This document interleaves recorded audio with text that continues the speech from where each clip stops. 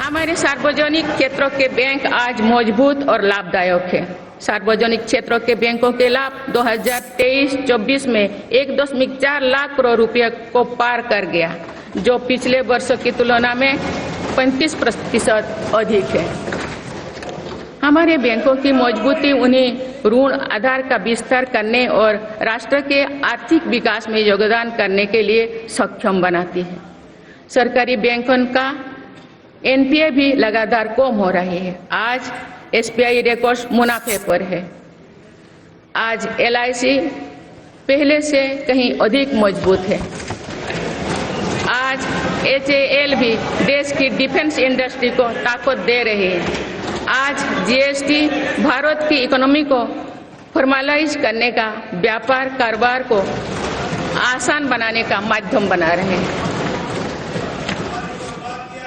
अप्रैल महीने में पहली बार जीएसटी कलेक्शन ने 2 लाख करोड़ रुपए का स्तर पार कर गया है। इससे राज्यों की आर्थिक ताकत भी बढ़ी है। डिजिटल इंडिया और डिजिटल पेमेंट्स के प्रति भी आज पूरा विश्व आकर्षित हो रही है। माननीय सदस्यगण, एक सशक्त भारत के लिए हमारे सैन्य बलों में आधुनिकता जरूरी है। युद्ध की स्थिति में हम सर्वश्रेष्ठ रहे, इसके लिए सेनाओं में रिफॉर्म्स की प्रक्रिया निरंतर जारी रहनी चाहिए। इसी सोच के साथ मेरी सरकार ने बीते 10 वर्षों में डिफेंस सेक्टर में अनेक रिफॉर्म्स किए हैं। जीडीएस जैसे रिफॉर्म्स ने हमारी सेनाओं को नई मजबूती दी है। मेरी सरकार ने डिफेंस सेक्टर को आत्मनिर्भर बनाने के कई महत्वपूर्ण कदम उठाए हैं। ऑर्डिनेंस फैक्ट्रीज के रिफॉर्म से डिफेंस सेक्टर को बहुत लाभ हुआ है। 40 से अधिक ऑर्डिनेंस फैक्ट्रीज को 7 निगमों में संगठित करने से उनकी क्षमता और दक्षता दोनों बढ़ी है। ऐसे ही रिफॉर्म्स के कारण भारत आज 1 लाख करोड़ रुपए से अधिक की डिफेंस मैन्युफैक्चरिंग कर रहा है। पिछले एक दशक में हमारे डिफेंस एक्सपोर्ट 18 गुना अधिक होकर 21,000 करोड़ रुपया तक पहुंच चुका है। फिलीपींस के साथ ब्रह्मास मिसाइल का रक्षा सौदा डिफेंस एक्सपोर्ट के क्षेत्र में भारत की पहचान मजबूत कर रहा है। सरकार ने युवाओं और उनके स्टार्टअप्स को बढ़ावा देकर आत्मनिर्भर डिफेंस सेक्टर की मजबूत नींव तैयार की है। मेरी सरकार उत्तर प्रदेश और तमिलनाडु में 2 डिफेंस कॉरिडोर्स भी विकसित कर रही है। हम सभी के लिए एक खुशी की बात है कि पिछले वर्ष हमारी सैन्य जरूरतों की लगभग 70% खरीद भारतीय उद्योगों से ही की गई है। हमारी सेनाओं ने 500 से अधिक सैन्य साजो सामान को विदेशों में नहीं मंगाना तय किया है। ये सभी हथियार और उपकरण अब सिर्फ भारतीय कंपनियों से ही खरीद की जाएगी। मेरी सरकार ने सैनिकों के हितों को भी हमेशा प्राथमिकता दी है। तभी 4 दशक के बाद 1 रैंक 1 पेंशन को लागू किया गया है।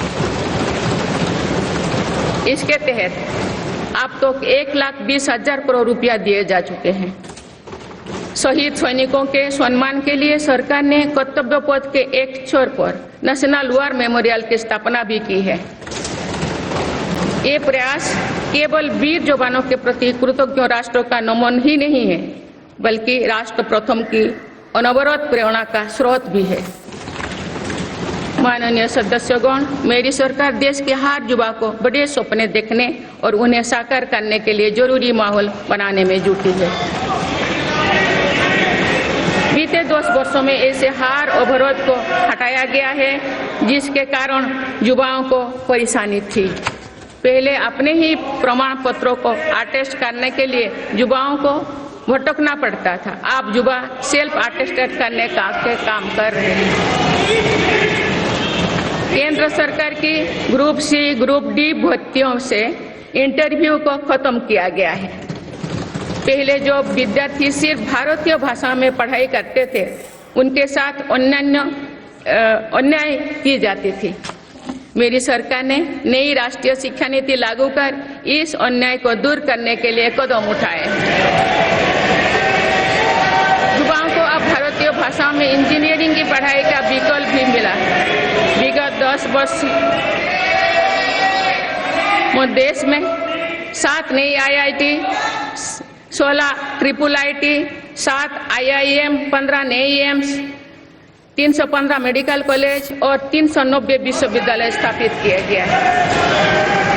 मेरी सरकार इन संस्थानों को और मजबूत बनाकर आवश्यकता के अनुसार इनकी संस्था को भी बढ़ाएंगे। सरकार एक डिजिटल विश्वविद्यालय बनाने की दिशा में भी काम कर रही है। अटल टिंकरिंग लैब्स, स्टार्टअप इंडिया और स्टैंडअप इंडिया जैसे अभियान हमारे युवाओं का सामर्थ्य बढ़ा रहे हैं। इन्हीं प्रयासों से आज भारत दुनिया का तीसरा सबसे बड़ा स्टार्टअप इकोसिस्टम बन चुका है। माननीय सदस्यगण, सरकार का ये निरंतर प्रयास है कि देश के युवाओं को अपनी प्रतिभा दिखाने का उचित अवसर मिले।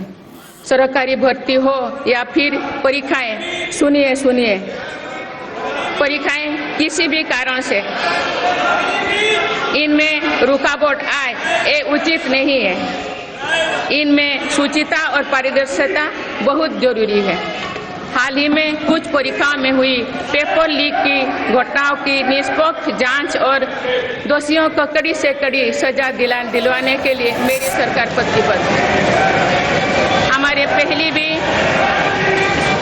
इससे पहले भी हमने देखा है कि कई राज्यों में पेपर लीक की घटनाएं होती रही है। इस पर दलीय राजनीति से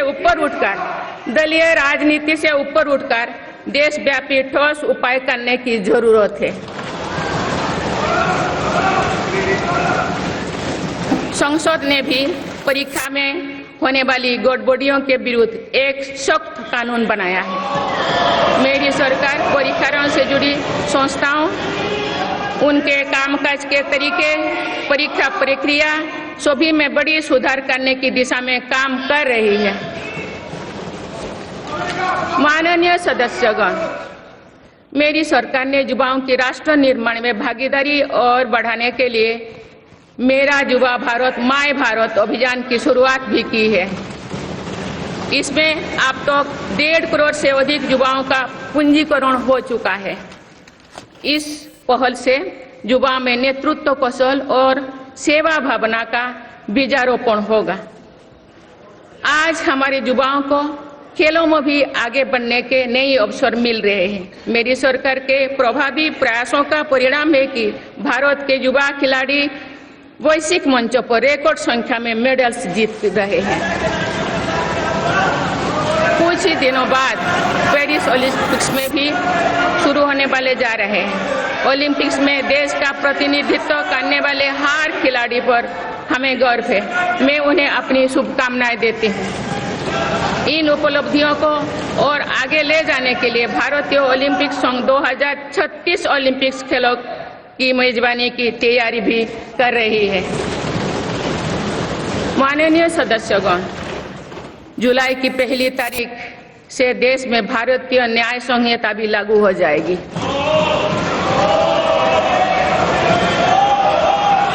अंग्रेजी राज में गुलामों को दंड देने की मानसिकता थी।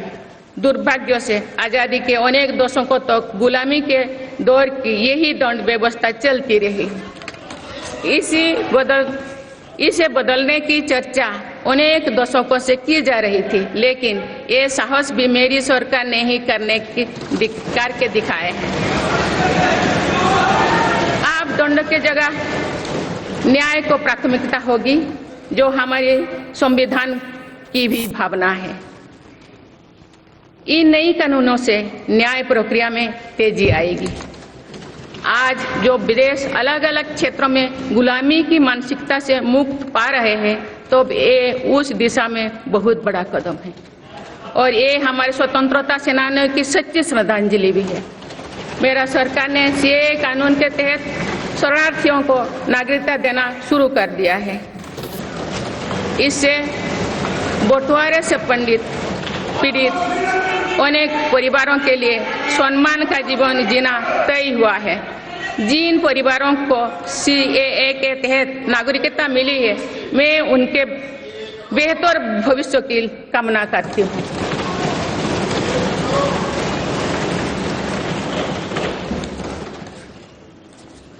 माननीय सदस्यगण, मेरी सरकार भविष्य निर्माण के प्रयासों के साथ ही भारतीय संस्कृति के वैभव और विरासत को फिर से स्थापित कर रही है।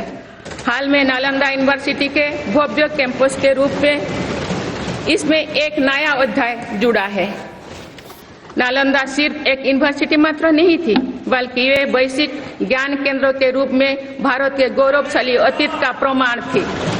मुझे विश्वास है कि नई नालंदा यूनिवर्सिटी भारत को ग्लोबल नॉलेज हब बनाने में सहायक सिद्ध होगी। मेरी सरकार का ये प्रयास है कि भावी पीढ़ियों को हजारों वर्षों की हमारी विरासत प्रेरणा देती है।